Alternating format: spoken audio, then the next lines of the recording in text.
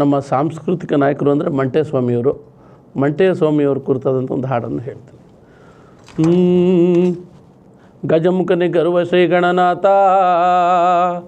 ಇಲಿಯ ವಾಹನವನ್ನೇರಿ ತ್ರಿಲೋಕ ಸಂಚರಿಪ ಶಿವನ ಕುಮಾರನಯ್ಯ, ಮೊದಲು ನಿಮ್ಮ ಪಾದ ಕಮಲಗಳಿಗೆ ಶರಣು ಶರಣಯ್ಯ.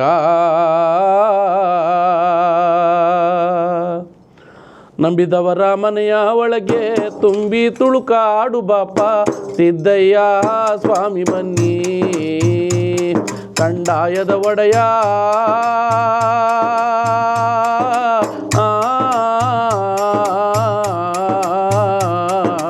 ಲಿಂಗಯ್ಯ ದಯ ಮಾಡೋ.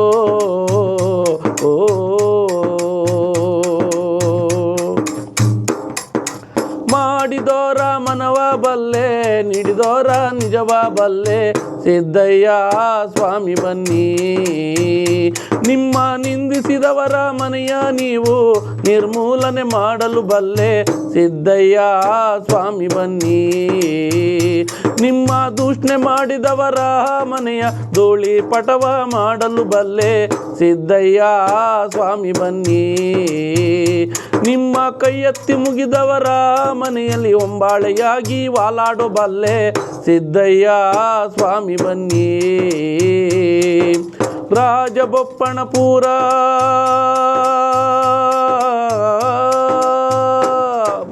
ಹದಿನಾರು ಅಂಕಣದ ತೊಟ್ಟಿಯ ಹಟ್ಟಿಯ ಒಳಗೆ ಮರೆತು ಮಲಾಗಿರುವಂಥ ಮಂಟೇದ ಲಿಂಗಯ್ಯ,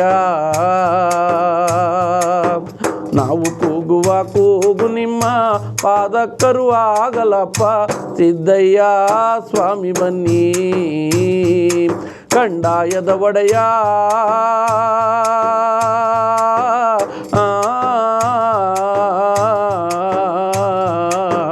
ಲಿಂಗಯ್ಯ ದಯ ಮಾಡೋ. ಹದಿಗೆಟ್ಟು ಮಕ್ಕಳು 12 ಜನ ಹುಟ್ಟಿದ್ರೂ ಪ್ರಯೋಜನವಿಲ್ವಂತೆ, ಭಾಗ್ಯವುಳ್ಳಂಥ ಮಗ ಒಬ್ಬನೇ ಒಬ್ಬ ಹುಟ್ಟಿದ್ರೆ ಸಾಕಂತೆ ಆ ಮನೆಯೇ ಬೆಳಕಾಯ್ತದಂತೆ. ಹಾಗೆ ನನ್ನ ಮಗ ಕೆಂಪಾಚಾರಿ ಅವನು ಹುಟ್ಟಿದ ಮೇಲೆ ನನ್ನ ಮನೆಯೇ ಬೆಳಕಾಯಿತು. ಅವನು ಕುಲ್ಮೆ ಕಚೇರಿಯಿಂದ ಬರುವಂಥ ಸಮಯ ಆಯಿತು. ಅವನಿಗೆ ಹಾಲನ್ನು ಕರೆದು ಕೊಡಬೇಕು ಅಂದ್ಕೊಂಡು ತಾಯಿ ಮುದ್ದಮ್ಮ ಏನಪ್ಪ ಮಾಡ್ತಾವಳೆ ಅಂದರೆ, ಅವಳು ಹಸುವನ್ನೇ ಕಟ್ಟುಕೊಂಡು ಕರುವನ್ನೇ ಬಿಟ್ಟುಕೊಂಡು ಕಂಚಿನಂಡೆಯ ತೆಗೆದು ಮಂಡಿಗೆ ಕೊಟ್ಟುಕೊಂಡು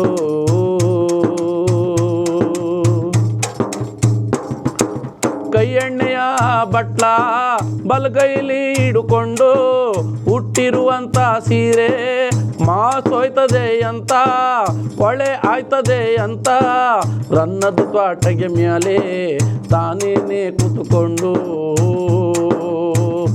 ಅವಳು ಕೆಂಪಾಚಾರಿ ಮಗನಿಗೆ ಕಾಮುಜೇನನು ಕರೆದಾಳಂತೆ ಸಿದ್ದಯ್ಯ ಸ್ವಾಮಿ ಬನ್ನಿ, ಕಂಡಾಯದ ಒಡೆಯ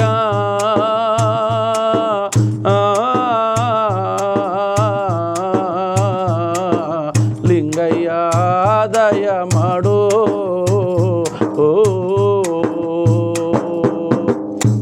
ಹೀಗೆ ಇದು ಕತೆ ಮುಂದುವರಿತಾ ಹೋಗುತ್ತೆ. ಇದು ಬೆಳಗನ ಹೇಳೋವಂಥ ಹಾಡು. ನಾನು ಮೈಸೂರಿಂದಗೆ ಬಂದೆ, ಅರ್ಕಲಗೂಡಿಂದ ಮೈಸೂರು ಬಂದೆ. ಹಾಸ್ಟೆಲಲ್ಲಿ ಇದ್ದೆ ನಾನು. ಇಲ್ಲಿ ನನ್ನ ರೂಮ್ಮೇಟ್ಸು ಒಬ್ಬರು ದೂರ ಅಂದ್ಬಿಟ್ಟು, ಇನ್ನೊಬ್ಬರು ಗುಂಡ್ಲುಪೇಟೆ ಅವರು, ಆಮೇಲೆ ನಮ್ಮೂರಲ್ಲಿ ಇವತ್ತು ಹಬ್ಬ ಇದೆ ಬಾರೋ ಅಂತ ಕರ್ಕೊಂಡು ಹೋದ ನನ್ನ ಗೆಳೆಯ. ನಾನು ಹೋದೆ ಅವ್ರ ಊರಿಗೆ, ದೂರ ಅಂದ್ಬಿಟ್ಟು. ಫಸ್ಟ್ ಟೈಮು ನಾನು ಮಂಟೆ ಸ್ವಾಮಿ ಹಾಡು ಕೇಳಿದ್ದೆ ಅಲ್ಲಿ ಊರುಗಳಲ್ಲಿ ಹೆಂಗೆ ಅಂದರೆ ಊರ ಮುಂದೆ ಸ್ಪೀಕರ್ ಹಾಕ್ಬಿಡ್ತಾರೆ, ದೊಡ್ಡ ಸ್ಪೀಕರು ಹಾಕಿದ್ರು. ನಾನು ಊಟಕ್ಕೆ ಅಂತ ಹೋದನು, ಇನ್ನೂ ಊಟ ಆಗಿರಲಿಲ್ಲ, ತಟ್ರಿ ಹಾಡು ಬರ್ತಿದ್ದಿಲ್ಲ, ಕೇಳ್ಕೊಬರೋಣ ಅಂದ್ಬಿಟ್ಟು ಕೂತ್ಕೊಂಡೆ ಸ್ಪೀಕರ್ ಮುಂದೆ. ಮಳವಳ್ಳಿ ಮಾದೇಸ್ವಾಮಿಯವರು ಹಾಡಿರೋದು ಕ್ಯಾಸೆಟ್ ಹಾಕಿದರು, ಬೆಳಗಾನ ಓಡ್ತೋದು. ನಾನು ಆ ಸ್ಪೀಕರ್ ಮುಂದೆ ಕೂತ್ಕೊಂಡು ಆ ಕಾವ್ಯವನ್ನು ಕೇಳಿದೆ. ನನಗೆ ಊಟಕ್ಕೆ ಹೋಗ್ಬೇಕಂತ ಅನ್ನಿಸ್ಲಿಲ್ಲ. ನನಗೆ ಬಾರೋ ಹಬ್ಬಕ್ಕೆ ಬಂದಿದ್ದೀವಿ, ಊಟ ಮಾಡಿಬಾರೋ ಅಂದರೆ ನಾನು ಊಟಕ್ಕೆ ಹೋಗಲಿಲ್ಲ ಅವತ್ತು. ಅಷ್ಟು ಇಂಟ್ರೆಸ್ಟ್ ಆಗ್ಬಿಡ್ತು ನನಗೆ. ಅವತ್ತು ನಾನು ಮಂಟೆ ಸ್ವಾಮಿ ಹಾಡುಗಳನ್ನ ಕಲಿಬೇಕು, ಮಾದೇಶ್ವರನ ಕಾವ್ಯ ಕಲಿಬೇಕು. ಯಾಕೆಂದರೆ ನಮ್ಮ ಅರ್ಕಲಗೂಡಲ್ಲಿ ಆ ಥರ ಪರಂಪರೆ ಇಲ್ಲ. ನಮ್ಮ ಕಡೆ ಎಲ್ಲ ಪೌರಾಣಿಕ ರಂಗಭೂಮಿಯವರು ಜಾಸ್ತಿ. ಹಾಗಾಗಿ ಆ ಕಡೆ ನಾಟಕ ಜಾಸ್ತಿ ಕರೀತಾರೆ. ಈ ಥರದ ಪರಂಪರೆ ಪವಾಡ ಪುರುಷರು ನಮ್ಮ ಕಡೆ ಇಲ್ಲ. ನಮ್ಮ ಕಡೆ ಇರೋದು ಯಾವುದು ಅರ್ಕಲಗೂಡಲ್ಲಿ ದೊಡ್ಡಮ್ಮ ದೇವಸ್ಥಾನ, ದೊಡ್ಡಮ್ಮನ ಮೇಲೆ ಹಾಡು ಹೇಳ್ತೀನಿ. ಅದು ಬಿಟ್ಟರೆ ಇನ್ನು ಹಾಸನಾಂಬ, ಈ ಥರ ಸಣ್ಣ ಪುಟ್ಟ ಗ್ರಾಮ ದೇವತೆಗಳ ಬಗ್ಗೆ ಅಥವಾ ಶೋಭನೆ ಹಾಡುಗಳು. ಯಾಕೆ ನಮ್ಮ ತಾಯಿ ಶೋಭನೆ ಪದ ಹಾಡ್ತಿದ್ದರಿಂದಾಗಿ ನನಗೆ ಅವುಗಳ ಪರಿಚಯ ಇತ್ತು. ನನಗೆ ಕಾವ್ಯಗಳ ಬಗ್ಗೆ ಪರಿಚಯ ಇರಲಿಲ್ಲ. ಆವತ್ತು ನಾನು ಹೋಗಿ ಅವ್ರ ಊರು ಹೋಗಿದ್ದಕ್ಕಾಗಿ ನನಗೆ ಇಡೀ ಒಂದು ಬ್ರಹ್ಮಾಂಡವೇ ಪರಿಚಯ ಆಗೋಯಿತು. ಆವತ್ತು ಕೆದಕಕ್ಕೆ ಶುರು ಮಾಡಿದೆ. ಮಂಟೇಸ್ವಾಮಿ ಅಂದರೆ ಯಾರು, ಮಲೆ ಮಹದೇಶ್ವರ ಅಂದರೆ ಯಾರು, ಆಮೇಲೆ ಬಿಳಿಗಿರಿ ರಂಗನಾಥ ಅಂದರೆ ಯಾರು, ಹುಡುಕ್ತಾ ಹೋದರೆ ದೊಡ್ಡ ಬ್ರಹ್ಮಾಂಡನೇ ಸಿಕ್ಬಿಡ್ತು ನನಗೆ. ಆವತ್ತಿಂದ ಈಗಲೂ ಕೂಡ ನಾನು ಕಾವ್ಯಗಳನ್ನ ಸಂಗ್ರಹ ಮಾಡೋದು, ಹಾಡುಗಳ ಸಂಗ್ರಹ ಮಾಡೋದು, ಯಾರ ಶೋಭನೆ ಹಾಡ್ತಿದ್ದಾರೆ ಅಂದರೂ ರೆಕಾರ್ಡ್ ಮಾಡ್ಕೊಳ್ಳೋದು, ಅಥವಾ ಯಾರ ರಂಗ ಕುಣಿತ ಕುಣಿಯೋರು, ಪೂಜಾ ಕುಣಿತ ಕುಣಿಯೋರು ಅಂಥವ್ರು ಇತ್ತು ಅಂದರೆ ಹೋಗಿ ಅವ್ರನ್ನ ಸಂದರ್ಶನ ಮಾಡೋದು, ಅವರು ಮಾತಾಡ್ಸೋದು, ಹೀಗೆ ಕೆಲಸವನ್ನು ಮಾಡ್ತಾ ಇದ್ದೆ. ಆಮೇಲೆ ನಾನು ಮಾಡುವಂಥ ಕೆಲಸ ಸಾಮಾನ್ಯವಾಗಿ ಎಲ್ರಿಗೂ ಅಂದರೆ ಫೇಸ್ಬುಕ್, ವಾಟ್ಸಪ್ ಅಲ್ಲಿ ಹಾಕ್ತಿದ್ದರಿಂದಾಗಿ ಅದು ಭಾಳ ಚೆನ್ನಾಗಿ ಗೊತ್ತಾಯಿತು.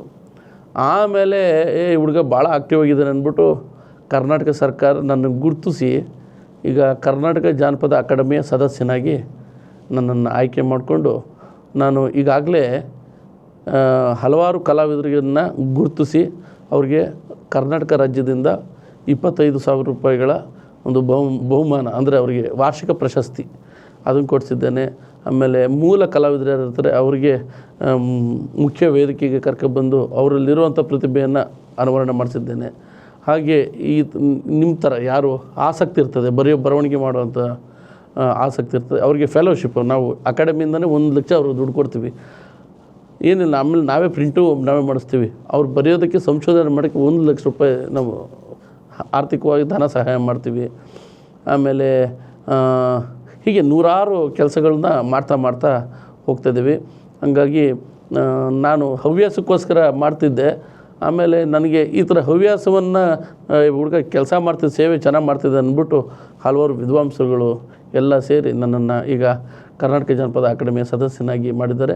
ಕೆಲಸವನ್ನು ನಿರ್ವಹಣೆ ಮಾಡ್ತಾ ಈ ಥರ ಹಾಡುಗಳನ್ನ ಹೇಳ್ತಾ ನನ್ನ ಪ್ರಯಾಣ ಮುಂದುವರಿಸ್ತಾ ಇದ್ದೀನಿ.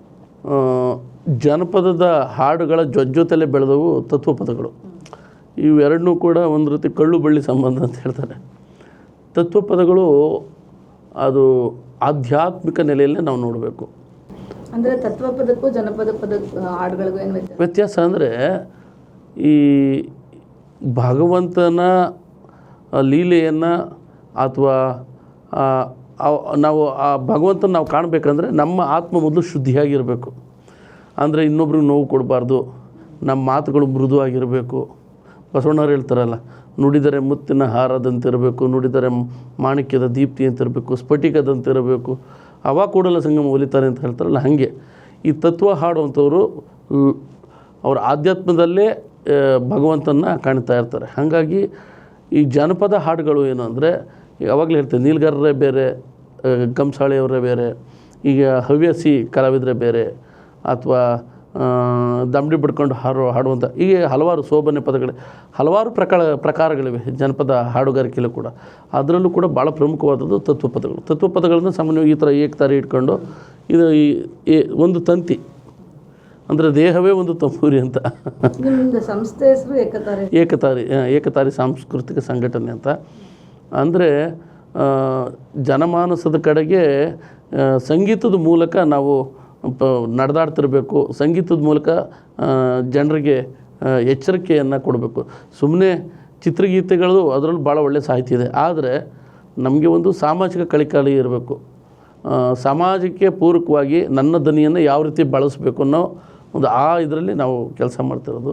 ಹಾಗಾಗಿ ತತ್ವಪದಗಳಲ್ಲಿ ಭಾಳ ಪ್ರಮುಖವಾದದ್ದು ಒಂದು ಹಾಡಿದೆ, ತನುವಿನೊಳಗೆ ಅನುದಿನ ಇದ್ದು ಅಂತ. ನಾವು ಪ್ರತಿದಿನ ಉಸಿರಾಡ್ತಾನೆ ಇರ್ತೀವಿ.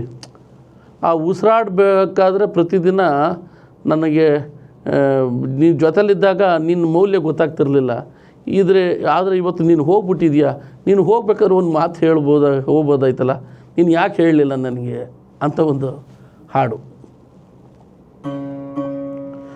ತನುವಿನೊಳಗನು ದಿನವಿದ್ದು,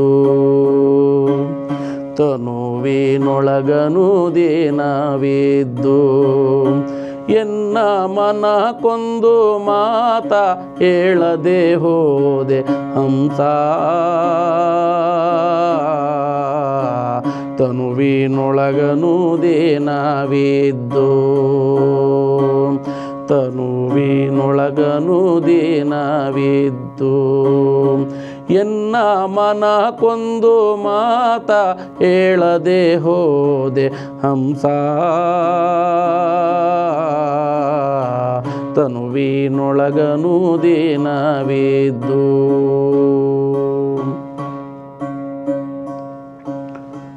ಕಾಯದ ಕೊಂಬೆ ಮೇಲೆ ಮಾಯಾದ ಗಿಳಿ ಕೂತು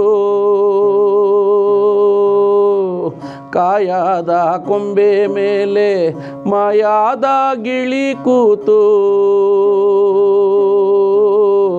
ಕಾಯದ ಕೊಂಬೆ ಮೇಲೆ ಕಾಯದ ಗಿಳಿ ಕೂತು ಹಕ್ಕಿ ಹಾರು ಹೋಗುವಾಗ ಎನ್ನ ಮನ ಕೊಂದು ಮಾತ ಹೇಳದೆ ಹೋದೆ ಹಂಸ ತನುವಿನೊಳಗನು ದಿನವಿದ್ದು ತನುವಿನೊಳಗನು ದಿನವಿದ್ದು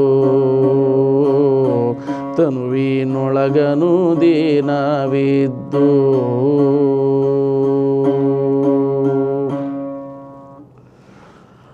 ನನ್ನ ಜೊತೆ ಯಾವಾಗಲೂ ಇದ್ಬಿಟ್ಟು ಹೋಗ್ಬೇಕು ನನ್ನ ಮಾತು ಹೇಳೋಗ್ಲಿಲ್ವಲ್ಲ ಅಂತ ಆ ಥರದ ಆಶಯ. ಇನ್ನು ಹಂಸ ಅಂದರೆ ಆತ್ಮ ಇನ್ನು ನಾನು ಸಂತ ಶಿಶುನಾಳ ಶರೀಫರದ್ದು ನಾಟಕ ಮಾಡಿದ್ದೆ. ಸುಮಾರು 40 ಪ್ರದರ್ಶನಗಳಾಯಿತು. ಅದರಲ್ಲಿ ಶಿಶುನಾಳ ಶರೀಫ ನಾನೇ ಹಾಡಿಕೊಂಡು ನಾನೇ ಕುಣಿತಾ ನಾನೇ ಅಭಿನಯ ಮಾಡ್ತಾ ಮಾಡಿದಂತಹ ನಾಟಕ ನಮ್ಮ ಸಂಸ್ಥೆ ಏಕತಾರಿಂದನೇ ಮಾಡಿದಂತಹ ಇದು. ಅದು ಎಷ್ಟು ಪರಿಣಾಮ ಬೀರ್ತು ಅಂದರೆ ಜನಗಳಿಗೆ, ನಾವು ಒಂದು 10 ಶೋ ಮಾತ್ರ ಮೈಸೂರಲ್ಲಿ ಮಾಡಿದ್ದು, ಇನ್ನು ಮಿಕ್ಕಿದ 30 ಶೋ ನಾವು ಉತ್ತರ ಕರ್ನಾಟಕದಲ್ಲೇ ಮಾಡಿದ್ದು. ಆ ಉತ್ತರ ಕರ್ನಾಟಕದಲ್ಲಿ ಯಾವುದೇದೋ ಜಾತ್ರೆಗಳು, ಎಲ್ಲೋ ಗದಗ, ಹುಬ್ಬಳ್ಳಿ, ಧಾರವಾಡ, ಹೀಗೆ ಶರೀಫ್ರುಗಳು ಎಲ್ಲೆಲ್ಲೇ ಓಡಾಡಿದ್ರು ಶರೀಫ್ರು, ಶಿಶುನಾಳ ಶರೀಫ್ರು, ಅಲ್ಲೆಲ್ಲ ಹೋಗಿ ಆ ನಾಟಕ ಮಾಡಿದ್ವಿ. ಜನಗಳು ಹೆಂಗೆ ಅಂದರೆ, ನಾನು ಸ್ಟೇಜ್ ಮೇಲೆ ಹೋಯ್ತು ಅಂದರೆ ಸಾಕು ಎಲ್ಲ ಕಾಲಿಗೆ ಬಂದು ನಮಸ್ಕಾರ ಮಾಡಿಬಿಡೋರು. ನಿಜವಾದ ಶರೀಫ ನೀನೇ ಕಣೆಯ ಅನ್ನೋರು. ನನಗೆ ಅಷ್ಟು ಭಾವನಾತ್ಮಕವಾಗಿ ಭಾಳ ಒಳ್ಳೆ ಅಭಿನಯವನ್ನು ಮಾಡ್ತಾಯಿದ್ರೆ ಜನಗಳು ಅಲ್ಲೇ ವಿಷಲ್ ಹೊಡೆಯೋದು, ಆಮೇಲೆ ಕೇಕೆ ಹಾಕೋದು, ಲಟ್ಟೆ ಹೊಡೆಯೋದು ನಮ್ಗೆ ಗೊತ್ತಾಗ್ಬಿಡೋದು ಅಲ್ಲೇ.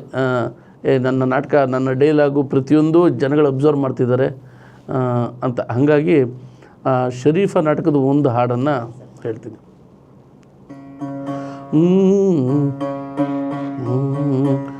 ಬರಕೋ ಪದ ಬರಕೋ ಇದರನ್ವಯ ತಿಳುಕೋ, ಬರಕೋ ಪದ ಬರಕೋ ಇದರನ್ವಯ ತಿಳುಕೋ. ಸರಿಗಮ ಸ್ವರ ಅಸಮದ ಪದವು, ಅಸಮದ ಪದವು, ಅಸಮದ ಪದವು. ಹಸನಾಗಿ ನಿನ್ನೊಳು ಎಸೆಯುವ ಪದವು, ಎಸೆಯುವ ಪದವು, ಎಸೆಯುವ ಪದವು.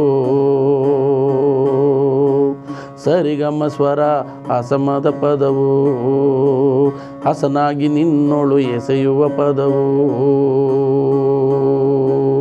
ಧರೆಗೆ ಶಿಶುನಾಳ ಈಶನ ಪದವು, ದುರಿತ ದುರ್ಗುಣ ಮಾಡುವ ಪದವು.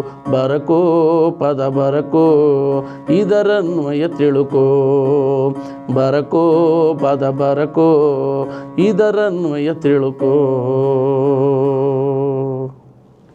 ಹೀಗೆ ಸುಮಾರು 40 ಹಾಡುಗಳನ್ನ 2 ಗಂಟೆ ನಾಟಕ ನಿರ್ಧಾರಗಳು ಹಿಂಗೆ ಹಾಡ್ತಾ ಹಾಡ್ತಾ ಹಾಡ್ತಾ ಇದ್ದಾಗ ಜನಗಳಿಗೆ ಅದು ಭಾಳ ಕನೆಕ್ಟಾಗಿ ಅದೊಂದು ಒಳ್ಳೆಯ ಪ್ರದರ್ಶನಗಳಾಯಿತು. ನನಗೆ ಆ ನಾಟಕವನ್ನು ನನ್ನ ಜೀವನದಲ್ಲಿ ಯಾವಾಗಲೂ ಮರೆಯೋದಕ್ಕಾಗೋದಿಲ್ಲ. ಅಷ್ಟು ಪ್ರತಿಯೊಂದು ಶೋನು ಕೂಡ ಎಲ್ಲ ಕಡೆನೂ ಹೌಸ್ಫುಲ್ಲು, ಎಲ್ಲ ಕಡೆನೂ ಒಳ್ಳೆ ಪ್ರತಿಕ್ರಿಯೆಗಳು. ಹಂಗಾಗಿ ಅದೊಂದು ನಾಟಕ ನನಗೆ ಭಾಳ ಇಷ್ಟ.